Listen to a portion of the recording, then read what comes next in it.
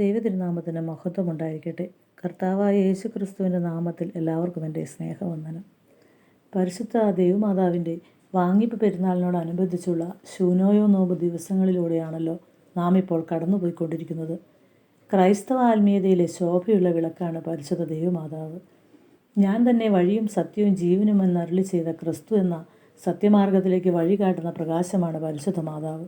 ഒരു വിശ്വാസിയെ സംബന്ധിച്ചിടത്തോളം ആശ്വാസം ആവശ്യമായി വരുന്ന സമയത്ത് വിശ്വസ്തയോടെ വിളിക്കാവുന്ന നാമമാണ് പരിശുദ്ധ മാതാവിൻ്റേത്.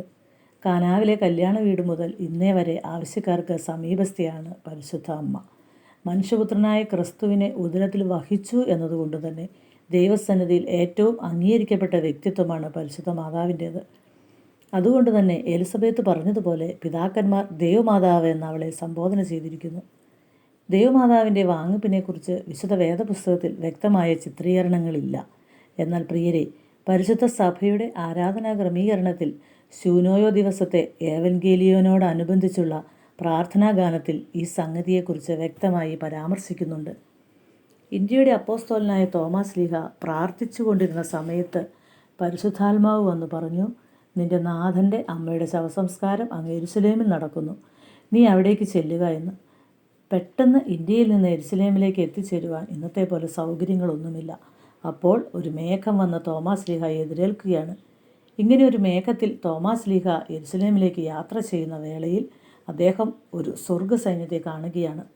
തോമാസ് ലീഹായ്ക്ക് മനസ്സിലായി അമ്മയുടെ ശരീരം മാലാഖമാർ സ്വർഗത്തിലേക്ക് കൊണ്ടുപോവുകയാണെന്ന്. സ്ലീഹ ഓടി അവരുടെ അടുത്ത് ചെന്ന് പറഞ്ഞു, ഈ അമ്മയുടെ ശരീരം എനിക്കുമൊന്ന് കാണണമെന്ന്. മാലാഖമാർ അവിടെ നിന്നു. സ്ലീഹ അടുത്ത് ചെന്ന് ശരീരം വന്ദിച്ചു.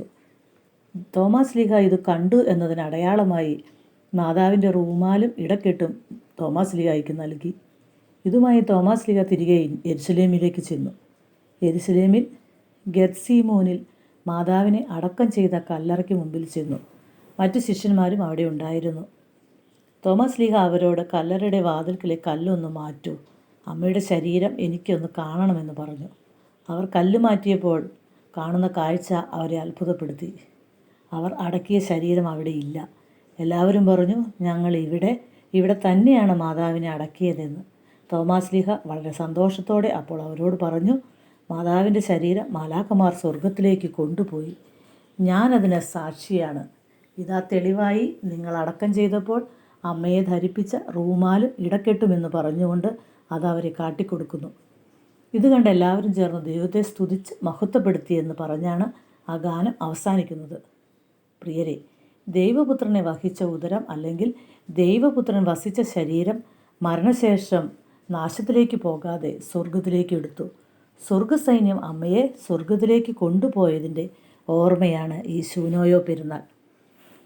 നമ്മുടെ ആരാധന ജീവിതത്തിൽ, പ്രത്യേകിച്ച് നമ്മുടെ വിശുദ്ധ കുർബാനയിലും കൂദാശയിലുമൊക്കെ പരിശുദ്ധ സഭ മാതാവിനൊരു സ്ഥാനം നൽകുന്നുണ്ട്. ദൈവത്തെ ഉദരത്തിൽ വഹിച്ചു എന്നുള്ളതിന് ഒക്കെ അപ്പുറമായിട്ട് അദൃശ്യനായ ദൈവത്തെ നമുക്ക് ഭൂമിയിലേക്ക് ദൃശ്യമാക്കി തീർത്തത് ദൈവമാതാവാണ്. അദൃശ്യനായ ദൈവം സ്വർഗത്തിൽ നിന്ന് ഭൂമിയിലേക്ക് ഇറങ്ങി ഒരു സ്ത്രീയുടെ ഉദരത്തിൽ വസിക്കുകയാണ്. സഭ നമുക്ക് കാണിച്ചു തരുന്നതും ദൈവത്തെയാണ്. അതുപോലെ തന്നെ വിശുദ്ധ കുർബാനയിലൂടെ ദൈവത്തെ നമ്മുടെ ഹൃദയത്തിൽ വസിപ്പിക്കുകയും ചെയ്യുന്നു.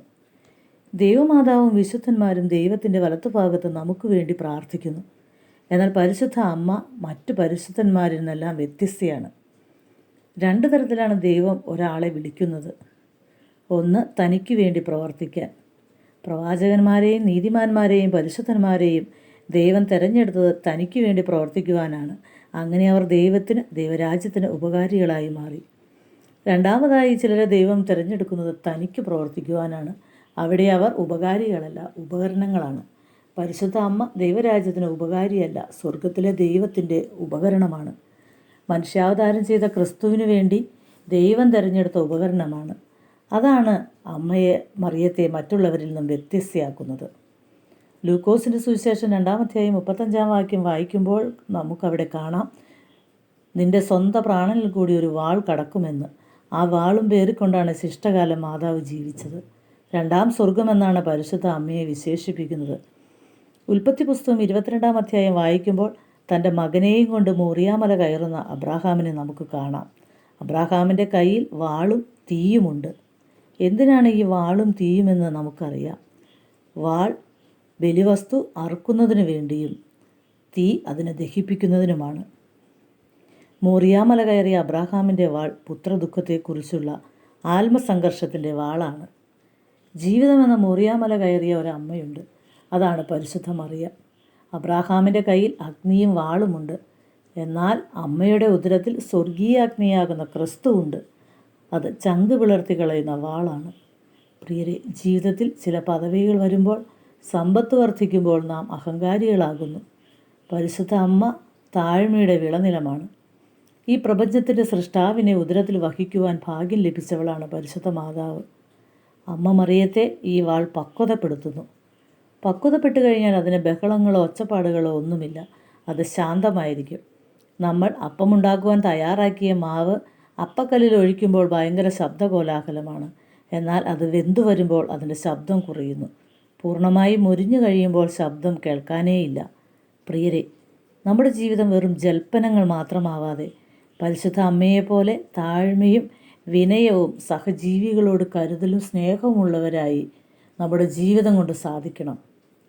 പരിശുദ്ധ അമ്മയുടെ മധ്യസ്ഥതയിൽ അഭയം പ്രാപിച്ചുകൊണ്ട് വിശുദ്ധിയോടും വെടിപ്പോടും കൂടെ ഈ നോമ്പ് നോക്കുന്നതിന് നമുക്കെല്ലാവർക്കും ഇടയാകട്ടെ എന്ന് പ്രാർത്ഥിച്ചുകൊണ്ട് നിർത്തുന്നു. ദൈവനാമം മാത്രം മഹത്വപ്പെടുമാറാകട്ടെ.